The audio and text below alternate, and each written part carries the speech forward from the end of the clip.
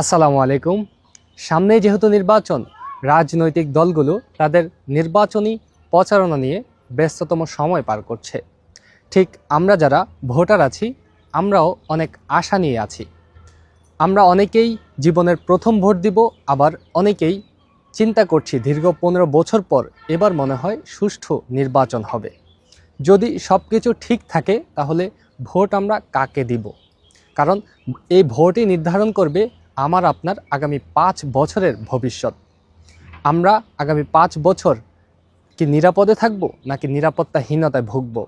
আগামী 5 বছর আমরা কি নিজেদের ধর্ম বিশ্বাস নিয়ে স্বাধীনভাবে চলতে পারবো কি না? আমাদের সমাজে কথিত আছে, আমার ভোট আমি দিব, যাকে খুশি তাকে দিব।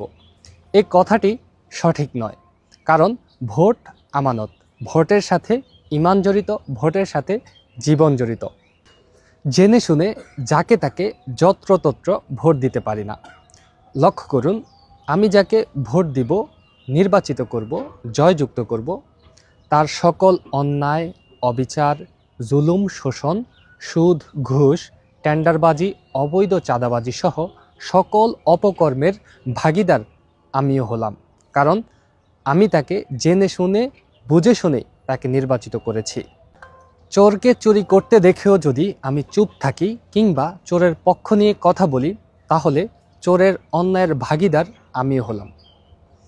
এবার আসুন, আমার ভোট আমি দেব, সত্য মানবতার পক্ষে দেব এবং মানবতার প্রতিনিধিকে দেব। কারণ মানবতা বিরোধী কাউকে ভোট দেয়া যাবে না। মানবতা বিরোধী কোনো বস্তুবাদী দলমতকে ভোট দেয়া যাবে না। মানবতা বিরোধী অসর্বজনীন কাউকে ভোট দেয়া যাবে না। একক গোষ্ঠীবাদী, একক জাতীয়তাবাদী কাউকে ভোট দেয়া যাবে না। যেহেতু আজ একক গোষ্ঠীবাদী, একক জাতীয়তাবাদী অপরাজনীতি প্রতিষ্ঠিত, সেহেতু আমার ভোট দিয়ে আমার ঈমান, জীবন বিসর্জন দিতে পারি না।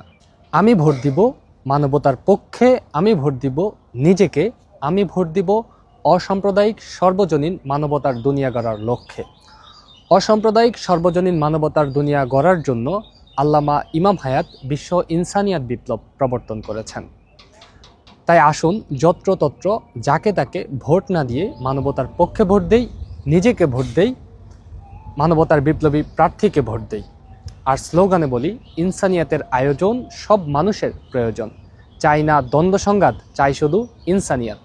সব মানুষ ভাই ভাই, মানবতার দুনিয়া চাই।